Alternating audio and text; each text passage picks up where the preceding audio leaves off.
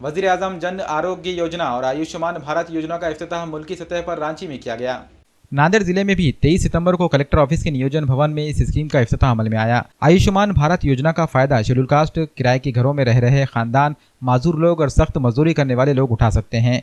वहीं शहरी इलाकों में रहने वाले ऐसे लोग जो गदागर हैं, कचरा चुनकर पेट पालते हैं, घरों में काम करते हैं, रास्तों पर रोजगार करते हैं, ठेले लगाते हैं, बांधकाम, रंगरेज, वेल्डर, सफाई करने वाले, पार्ट टाइम मजदूरी करने वाले, साइकिल रिक्शा चलाने वाले, होटल में मजदूरी करने वाले, मैकेनिक, धोबी, चौकीदार और फेरी करने वाले इस स्कीम से इस्तेफादा कर सकते हैं। ऐसे तमाम खानदानों को हर साल 5 लाख रुपए का मेडिकल इंश्योरेंस मिलेगा, जिसके जरिए वो मुल्क के किसी भी मंजूरशुदा अस्पताल में मुफ्त इलाज करा सकते हैं। इस स्कीम से इस्तेफादा करने वालों को एक ई कार्ड दिया गया है।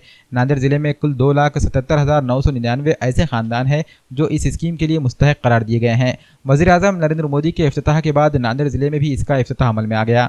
पहले मरहले में 20 कार्ड तकसीम किए गए। नांदेड़ जिले में अभी इस स्कीम के तहत सरकारी अस्पताल और मुखेड़ सरकारी अस्पताल को सेंटर बनाया गया है। बाकी 8 अस्पताल बहुत जल्द इस स्कीम में शामिल हो जाएंगे।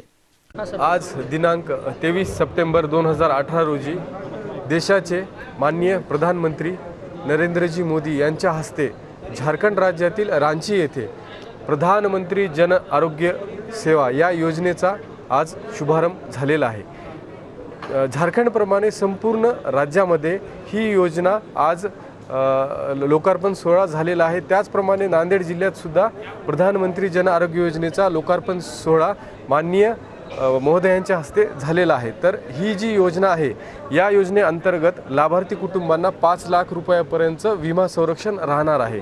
तर या योजनेचं वैशिष्ट्य असं की लाभार्थी या योजनेचा लाभ भारतातील कोणत्याही राज्यामध्ये जी रुग्णालय योजनेअंतर्गत संलग्नित केलेली आहेत त्या रुग्णालयामध्ये निशुल्क या योजनेचा लाभ घेऊ शकतात।